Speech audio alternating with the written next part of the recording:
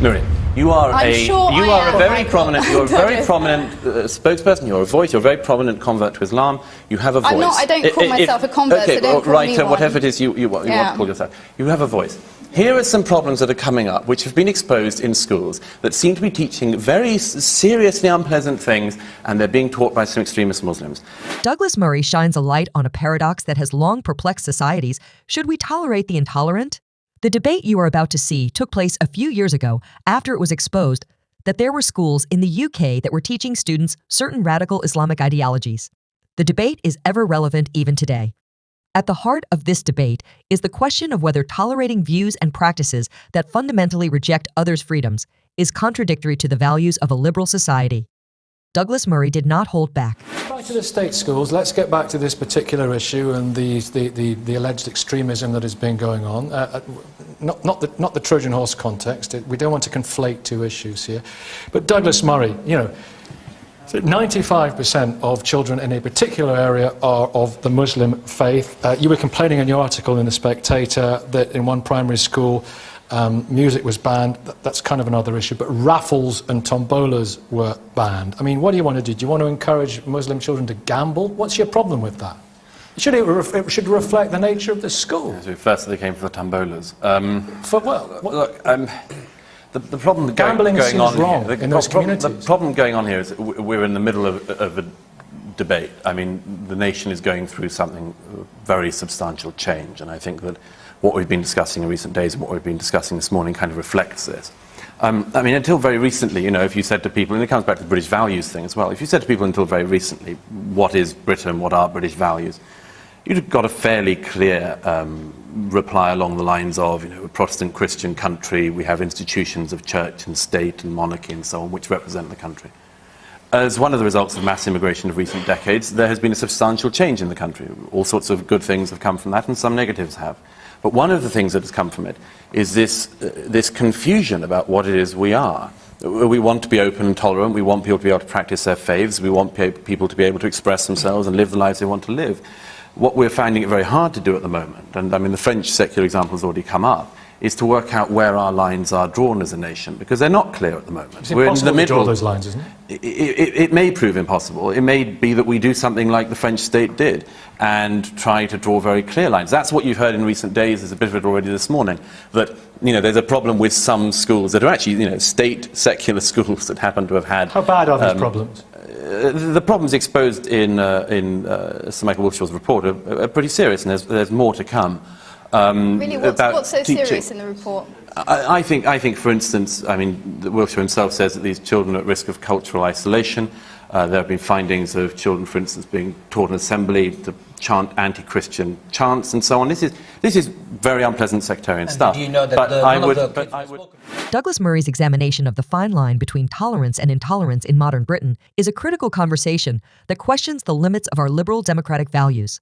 His viewpoint emphasizes that the concept of tolerance, while fundamentally virtuous, can be twisted into a form of permissiveness that enables intolerant ideologies to take root in society.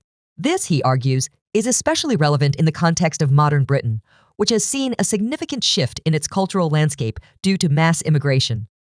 Statistics have shown that the UK has experienced considerable demographic changes over the last few decades.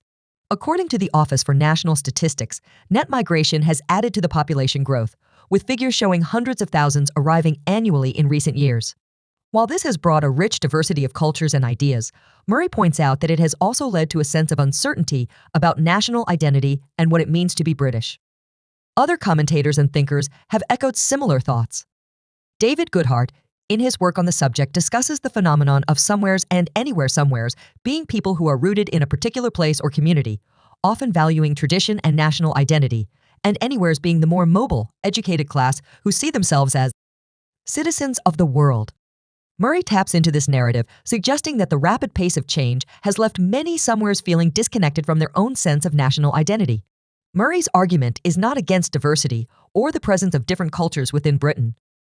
Instead, it is a call to recognize that unmanaged, large-scale immigration can challenge the cohesion of society if not accompanied by a robust framework for integration that respects the host culture while welcoming new influences.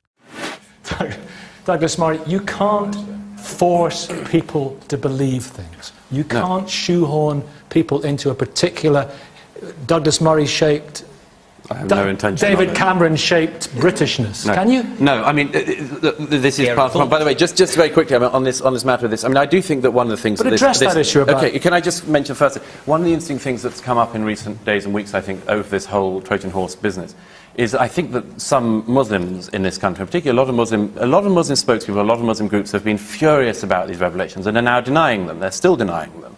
And this is something like happened in the Catholic Church over the paedophilia scandal. People just don't want to admit it. They don't want dirty laundry to be aired in public. They generally think that... And that's why there's still this denial, even now. There's an official report by Sir Michael Wilshaw. It's found some very disturbing things. Some people still think that they don't exist. Is this the same Sir Michael Wilshaw who just did a U-turn on what Gov did or didn't tell him? But Miriam, the thing... either you think this has all been... Do you think this has all been made up? Do you think it's all been made up? What I actually know is that there are serious governance issues, there have been internal administrative issues, whether there are issues of extremism, which is what you're peddling, and what in fact the publication you work for is peddling by publishing one of the worst covers in this country that I have ever seen, suggesting that young children are vehicles for extremism and terrorism. You should be ashamed to be associated. Can I just give, this is a very good example of the problem. Miriam, you are a very prominent spokesperson. You're a voice. You're a very prominent convert to Islam. You have a voice. I'm not. I don't call myself a convert. So don't call me one. Whatever it is you want to call yourself. You have a voice. Here are some problems that are coming up, which have been exposed in schools that seem to be teaching very seriously unpleasant things, and they're being taught by some extremist Muslims. Why, in this debate, you first of all deny that that is going on, and secondly, think the problem is a Spectator cover cartoon. I've never denied that there are issues. I do not understand. On this, the problem is not the Spectator cover. Douglas Murray has long been a vocal critic of the reluctance within Western societies to have frank and open discussions about the origins of extremist ideologies within Islam. He asserts that Islamic extremism is not native to Europe, but an imported problem that requires an honest assessment.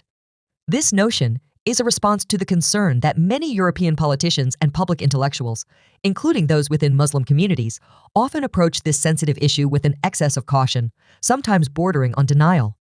Murray's position is that such reticence is not without consequence. By avoiding direct engagement with the uncomfortable aspects of radicalization and the elements within Islamic ideology that extremists can draw upon, there is a failure to address the problem adequately. This avoidance, he suggests, is often rooted in fear of being labeled as Islamophobic, fear of provoking community tensions, and fear of admitting that multicultural policies may not always be effective. Backing up this viewpoint, there are statistics and reports highlighting a concerning trend of radicalization across Europe. The 2016 Global Terrorism Index, published by the Institute for Economics and Peace, indicated that there was a marked increase in terrorism-related deaths in OECD countries, with a significant portion linked to jihadists inspired by a radical interpretation of Islam. The report also emphasized the role of homegrown extremists, many of whom are second- or third-generation immigrants, pointing to the complexities of cultural integration and identity. Murray's stance is that silence and avoidance do not protect communities, but rather leave a vacuum that extremists can fill. By not challenging the narratives that underpin radicalization, there is a tacit allowance for them to proliferate. He urges European societies to uphold their liberal values by defending the right to critique and question, even if such discussions may be uncomfortable.